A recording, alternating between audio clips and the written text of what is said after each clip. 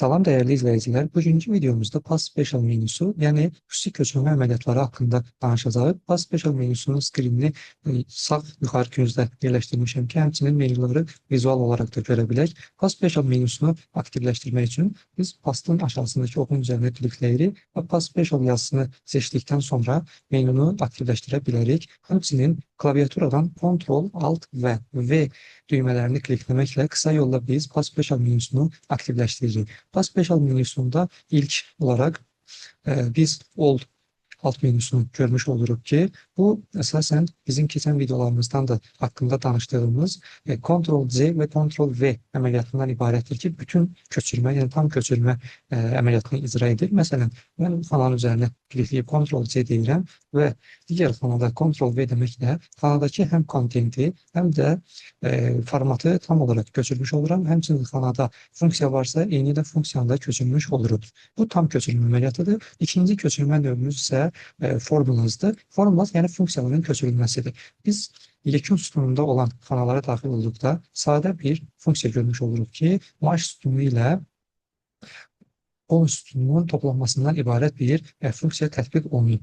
Mən eyni funksiyanı digər bir xanaya tətbiq etmək istəyirəm. Bunun üçün əvvəlcə bir qısa əməliyyat aparaq. Məsələn, bura bir 23 yazıram.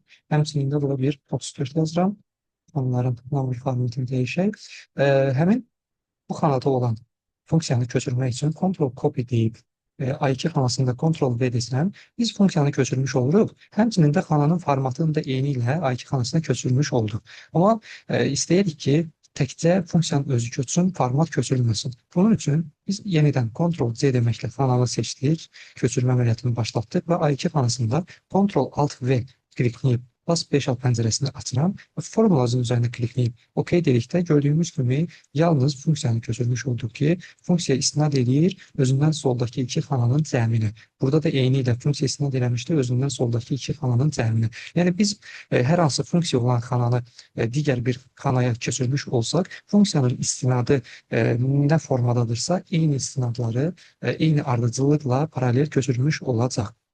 Həmçinin növbəti köçürmə növümüz values'dur. Values dəyərlər deməkdir. Bu, məsələn, mən bu diapazonu Ctrl-C edib adi qaydada bu hissəyə Ctrl-V deyib köçürsəm, gördüyümüz kimi sıfır nəticəsindən qarşılaşmış oluruq. Çünki xanalar özləri istinad edirlər özündən soldakı iki xanaya, yəni main köçürdüyümüz hissədəki kimi və bu xanalar da boş olduğuna görə avtomatik olaraq biz sıfır nəticəsi ilə qarşılaşmış oluruq. Haşiyə çıxın buradakı bütün boş xanalar sıfıra bərabərdirlər.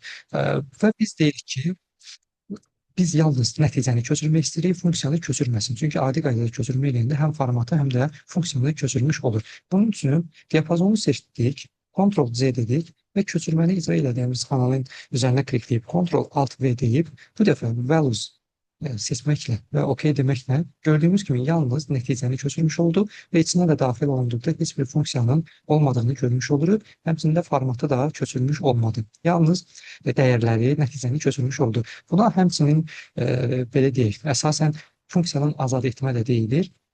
Çox yoldaşlar bunu belə adlandırır və biz bunu belə də tətbiq edə bilərik ki, hər hansı bir sütuna funksiya tətbiq etmişik, nəticəni almışıq və funksiyadan da çıxartmaq istəyirik, funksiyadan azad etmək istəyirik. Eyni ilə Ctrl-C deyirik.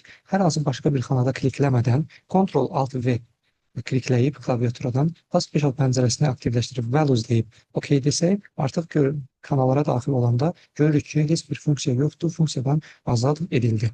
Ctrl-Z deyib geri qayıdırım ki, bu isə bizə qarşıda lazım olacaq. Və növbəti köçürmə əməliyyatımız formatdır. Format nədir? Məsələn, mən bu diapazona xanalara bir rəng vermişəm, həmçinin bold və italik olaraq formatı dəyişmişəm kanallardakı kontentlərin və indi bu xanadakı məlumatı Ctrl-C deyib bu hissəyə köçürmək istəsəm, Ctrl-V ilə gördüyünüz ki, eyni ilə köçürmüş oldum. Lakin mən istəyirəm ki, yalnız formatı köçürsün, xanadakı daxildəki olan kontentləri, məlumatları köçürməsin. Bunun üçün mən ya xananın özünü, ya diapazonu seçib Ctrl-C deyib bu hissəyə gəlsin və Ctrl-Alt-V klikləyib Pass Special pəncərəsini açdıqdan sonra formatı seçib OK desəm, gördüyümüz kimi yalnız formatı köçürmüş oldu və bu hissəyə mən bir Excel yazsam, Baxın, bu xanadakı formatdakı yazı tipi ilə necədirsə, eynisini burada görmüş oluruq. Sadəcə fərqimiz ondan ibarətdir ki, kontentləri yox, yalnız formatı köçürmüş olduq. Növbəti Comments and Notes'dur. Comments and Notes nədən ibarətdir? Məsəl üçün, burada bir bonusumuz var. 155 və 260. Mən deyirəm ki, Anar bəyin bonusunu dəqiqləşdirmək lazımdır və bura bir yaddaş üçün komment əlavə etmək istəyirəm. Kommenti necə əlavə edirik? Sağ düyməni klikləyirik xananın üzərində və bu üstündə New Comment və New Note var. New Comment seçirəm və kommentimi yazıram ki, dəqiqləşdir. Və Ctrl Enter və ya ki, oxun üzərində klikləməklə kommenti əlavə elədim. Xananın üzərində gələn kimi görürük ki, komment var burada. Sonradan məlum olur ki, biz sonuncu əməkdaşa da bir komment yazmalıyıq və eyni kommenti. Eyni kommenti yazmaq üçün bir də sağ düymə vurub yenidən kommenti eyni ilə yazmamaq üçün komment olan xananın üzərində klikləyirəm, Ctrl C deyirəm və icra edəcəyimiz xananı seçib Ctrl Alt V klikləyirik. Past Special pəncərəsini açdıq. Bu Comments and Notes hissəsini seçib OK deməklə, baxın yoldaşlar, üzərinə gəldikdə həmin kommenti bura köçürdü. Yəni 155-i köçürmədi. Yəni kontenti, məlumatı köçürmür, yalnız kommenti keçirir. Həmçinin biz kommenti bir neçə xanaya və hətta diapazona köçürə bilərik. Eyni qaydada Ctrl Copy dedik komment olan xanada, sonra diapazonu bu formada seçib Ctrl Alt V pəncərəni aktivləşdirdik və ondan sonra Comments and Notes seçib OK klikləməklə bütün xanalara artıq biz kommentləri əlavə etmiş olduq. Növbəti köçürmə əməliyyatımız validation'dır. Validation məhdudiyyət deməkdir. Məhdudiyyət nədən ibarətdir?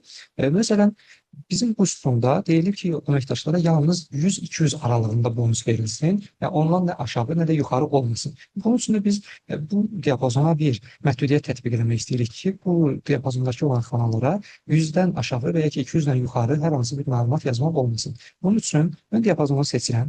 Data menüsünə gəlirəm. Data menüsünün bu hissədə Data Validation var. Aktivləşdirirəm. Eyni məlumatı bulla bölünür dəyişirəm. Between qalır. Minimum olaraq 100 yazıram və maksimum olaraq da 200 yazıb OK klikləyirəm. İndi dostlar, baxın 155 var. Mən bura bir 99 yazmaq istəsəm.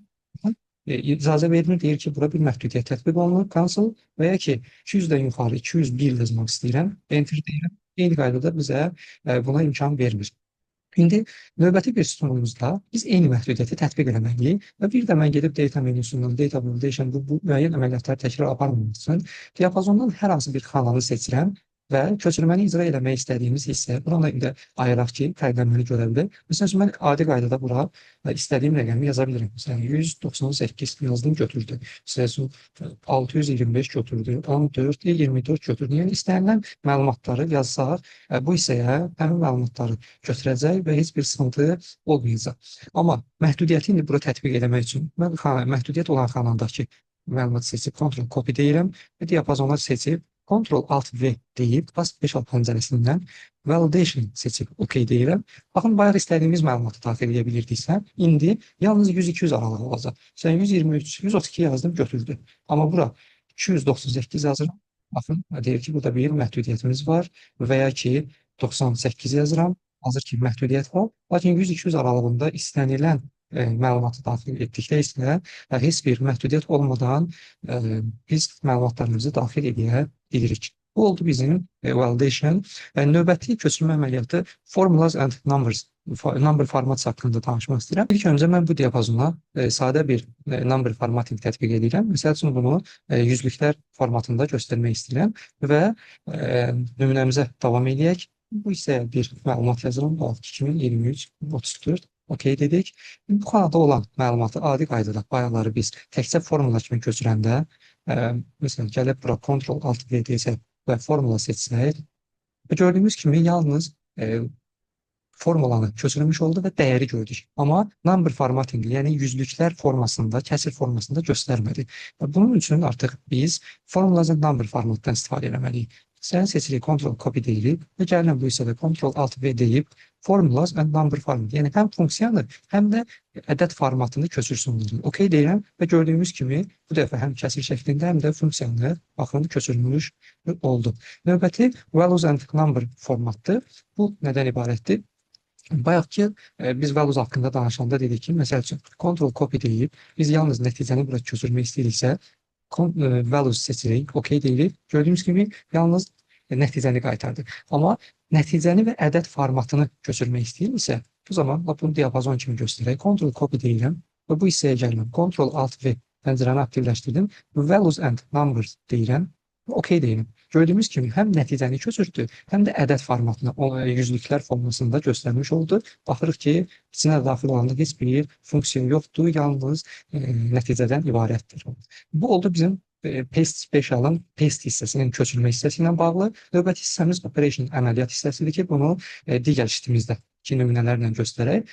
Baxın, burada 4 əməliyyat var. Add, subtract, multiply və divide. Bunlar nədir? Add toplama, subtract çıxma, multiply vurma və divide bölmə əməliyyatlarıdır.